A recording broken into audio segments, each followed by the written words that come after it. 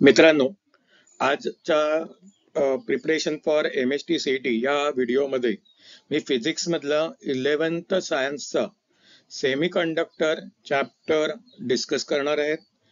सुरुवातीला मी काही basic concepts discuss करेन आणि त्यानंतर काही प्रिव्हियस इयर MCQs डिस्कस करेन. या व्हिडिओ बनवण्यासाठी माझा पर्पज एवढाच आहे की कशा प्रकारचे क्वेश्चन्स येतात हे आपल्याला समजलं पाहिजे आणि त्यासाठी 11th सेमी कंडक्टर मी डिस्कस करतोय. या 11th सेमी कंडक्टर मधनं एखादा प्रश्न येतो आणि उरलेले प्रश्न हे सेमी कंडक्टर डिव्हायसेस मधनं येतात.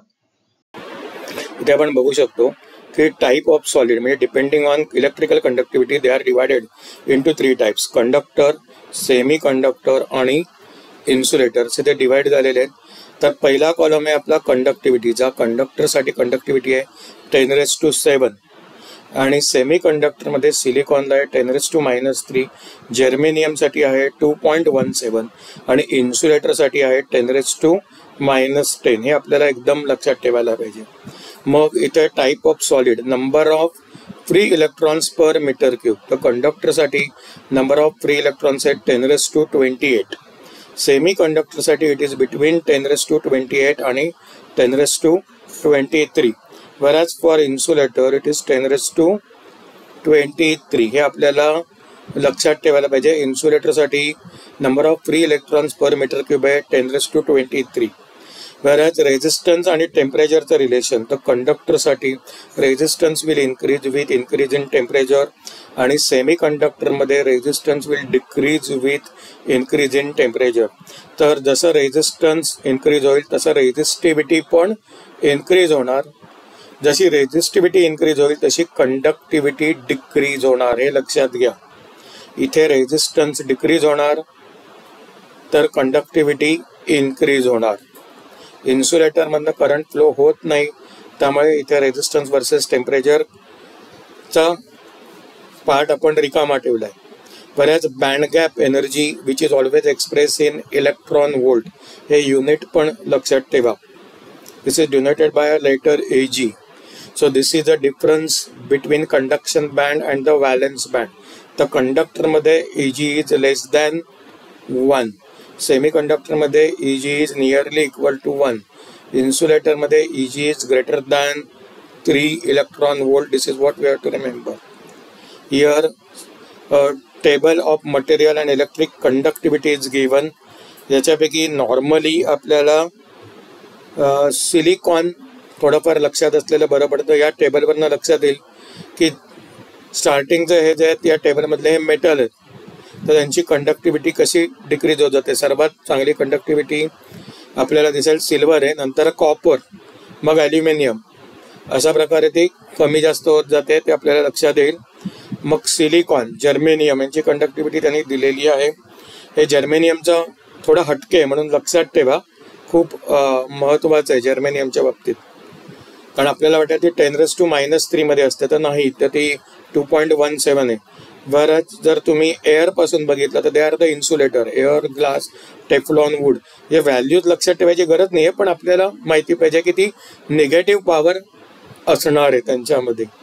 नंतर हा ग्राफ, हे सगळे जे आहे हे आपण टेक्स्टबुकमधनं घेतलं 11th स्टँडर्डच्या. हा कंडक्टिव्हिटी वर्सेस टेम्परेचर ग्राफ आहे. This is for metal. इथे resistivity will increase, therefore conductivity will decrease. Increase temperature, there is a decrease in the conductivity.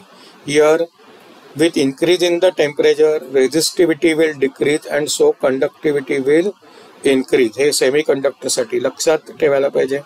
नंतर 3 टाईप सेमी कंडक्टरचे लक्षात ठेवायचे: एलिमेंटल, कंपाऊंड आणि ऑर्गॅनिक. ही नावं मल्टिपल चॉईससाठी वगैरे येऊ शकतात. Silicon, germanium. नंतर सेमी कंडक्टर कंपाऊंड येते कॅडमियम सल्फाइड, झिंक सल्फाइड वगैरे. ऑर्गॅनिक सेमीकंडक्टर अँथ्रासिन, डोप्ड, थॅलोसायनाइन आणि पॉलीएनिलीन, ही नावं लक्षात ठेवा. नंतर हे ग्राफ कधीतरी आपल्याला ते दाखवून विचारू शकतात की बँड गॅप एनर्जीचा ग्राफ आहे, तिथे बघू शकता. For conductor, conduction band and valence band they are overlapping किंवा this gap is very small. whereas for semi conductor this is nearly 1 electron volt आणि इथे it is 5 electron volt for diamond. इन्सुलेटरसाठी केवढा difference आहे. तर यातलं बाकीचं सगळं काढून टाकतील आणि ते कोणता ग्राफ करेक्ट आहे असं विचारलं जाऊ शकतं. मटेरियल्स हे लक्षात ठेवा. सिलिकॉनची व्हॅल्यू 1.12 आहे. हा चार्ट आपल्या परत टेक्स्टबुकमध्ये आहे. This is at temperature 300 kelvin. Germanium खूप कमी आहे 0.66. Diamond is a perfect insulator 5.47. नंतर इंट्रेन्सिक आणि एक्सट्रेन्सिक मधला डिफरन्स लक्षात ठेवायचा. Intrinsic they are the pure thermally generated charge carriers are there. Number of electrons and number of holes are equal. Conductivity is low and it depends upon the temperature. Whereas extrinsic म्हणजे impure or impurities added into the semiconductor. Charge carriers are due to impurity along with thermally generated charge carriers. Therefore, electron and hole numbers are not equal. Conductivity is high and temperature independent. मग परत याच्यात दोन type आहेत, N type आणि P type. तर N टाईपसाठी आपण पेंटाव्हॅलेंट impurities add करतो. त्यांची नावं लक्षात ठेवा, फॉस्फरस, आर्सेनिक आणि अँटीमनी. इथे पी टाईपसाठी आपण ट्रायव्हॅलेंट म्हणजे ज्याच्या आउटरमोस्ट लेवलमध्ये व्हॅलन्स शेलमध्ये 3 इलेक्ट्रॉन्स आहेत, दॅट इज ट्रायव्हॅलेंट. आणि ज्याच्या आउटरमोस्ट और व्हॅलन्स शेलमध्ये 5 इलेक्ट्रॉन आहे, दॅट इज पेंटाव्हॅलेंट. पण इथे नावं लक्षात ठेवायची आहेत. Boron symbol is B, aluminium symbol is Al, indium symbol is In. This is donor type impurity, this is acceptor type impurity. Here number of electrons is very more high than the number of holes. Here number of holes are greater than number of electrons.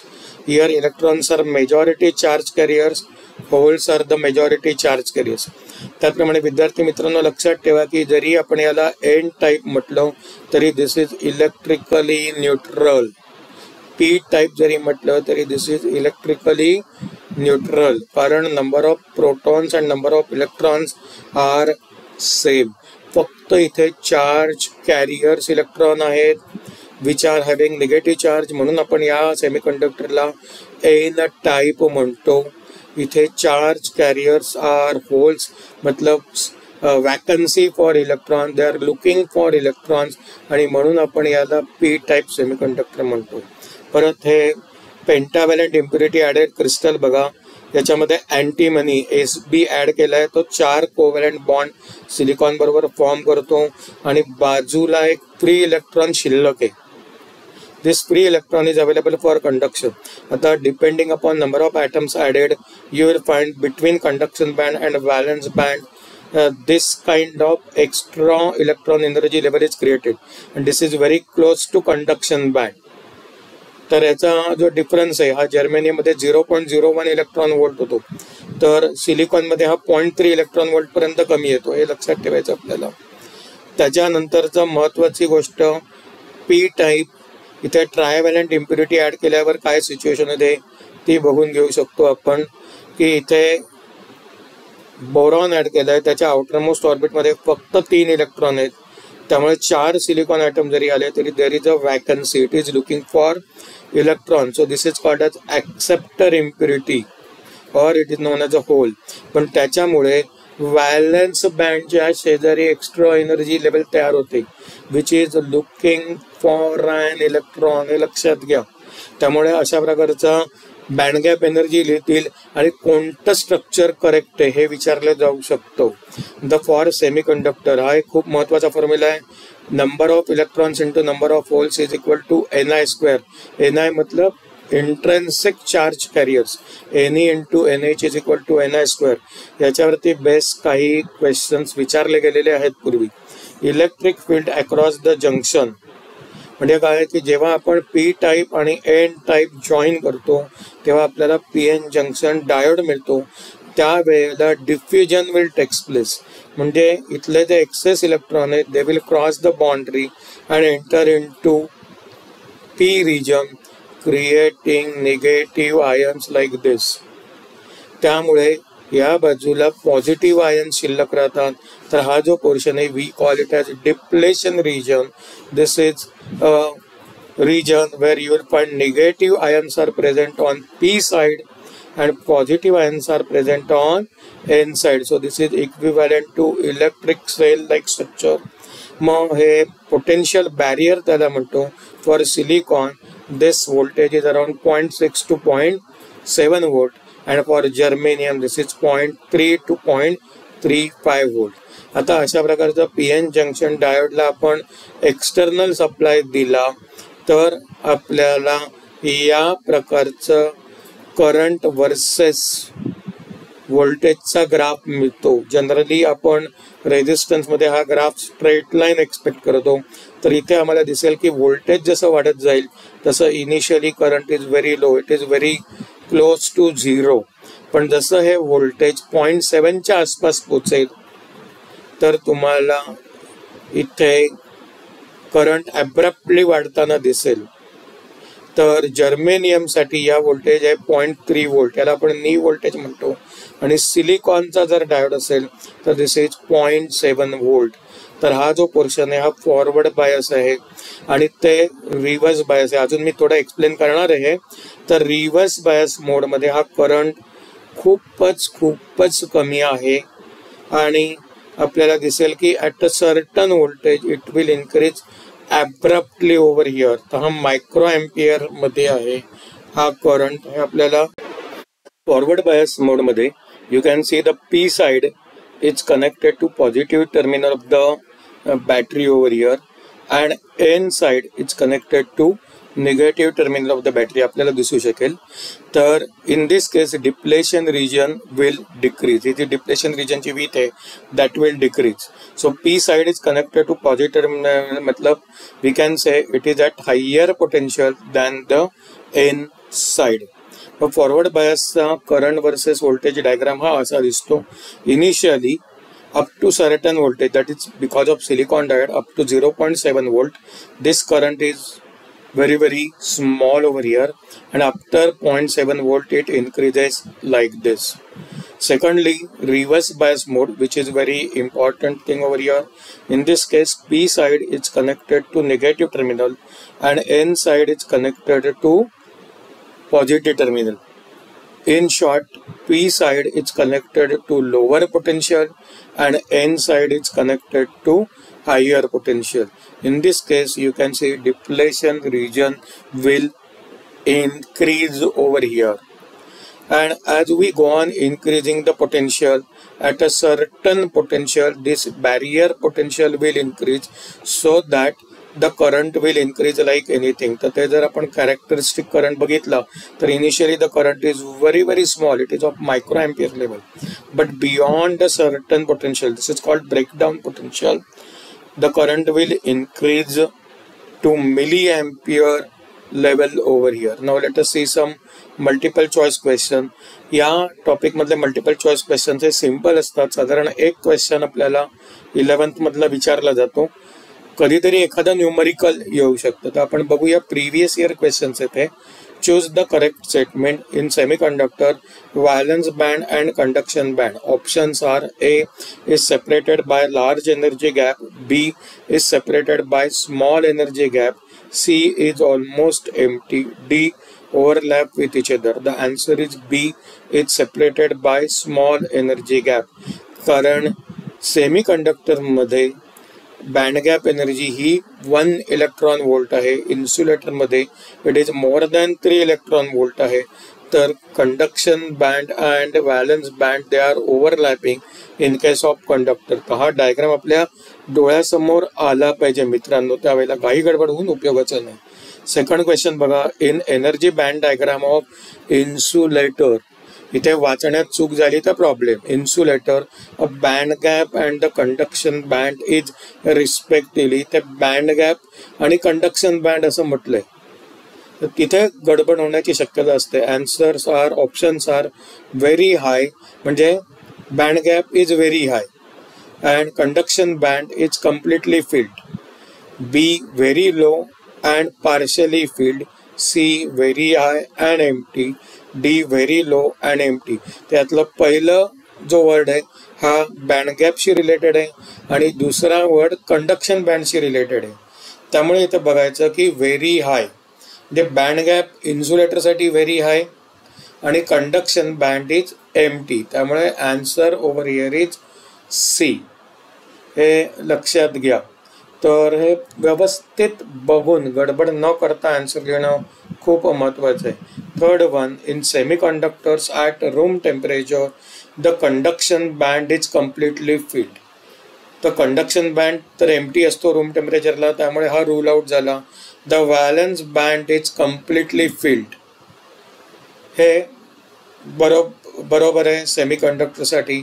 C, the valence band is completely filled and conduction band is partially filled हे काही possible नाही. D, the valence band is partially empty and conduction band is partially field. मग याच्यासाठी answer आहे C, the valence band is completely filled and conduction band is partially filled over here. This is going to be the answer. Valence band is completely filled and conduction band is partially filled. This will be the correct answer. Fourth one, silicon and copper is cooled from 300 Kelvin to 100 Kelvin. The specific resistance or resistivity. याच्यामध्ये लक्षात घ्या की silicon हा semiconductor आहे आणि copper हा conductor आहे. C, the temperature is decrease, it is cooled. त्यामुळे resistivity will decrease for copper वरच for silicon resistivity will increase. त्यामुळे ऑप्शन जे दिलेले decreases in copper but increases in silicon हा ऑप्शन करेक्ट आहे. पाचवा जो क्वेश्चन आहे, in pure silicon number of electrons and holes per unit volume are 1.6 into 10 raised to 16 per meter cube. If silicon is doped with boron in a way that doping hole density increases to 4 into 10 raised to 22 per meter cube, then electron density in a doped semiconductor will be.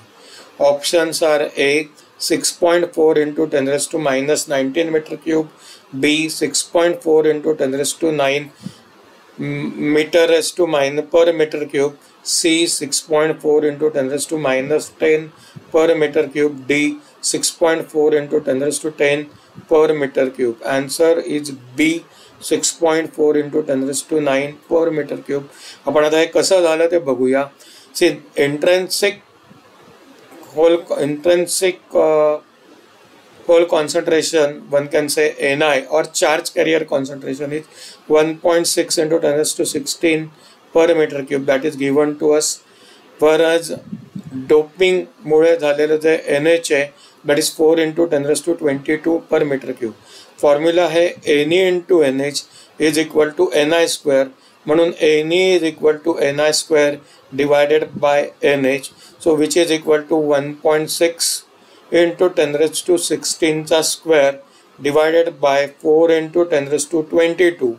So this will become 16 चा square, that is 256 into 10 raised to 32 divided by 4 into 10 raised to 22. तर सगळं calculation केल्यावर this comes out to be 6.4 into 10 raised to 9 per meter cube. That will be the answer over here. So this is what we have to understand and what we have to remember. Okay, so I have completed all the questions over here. तुम्हाला जर हा video आवडला असेल तर हे channel share करायला, subscribe करायला विसरू नका. And thanks for watching.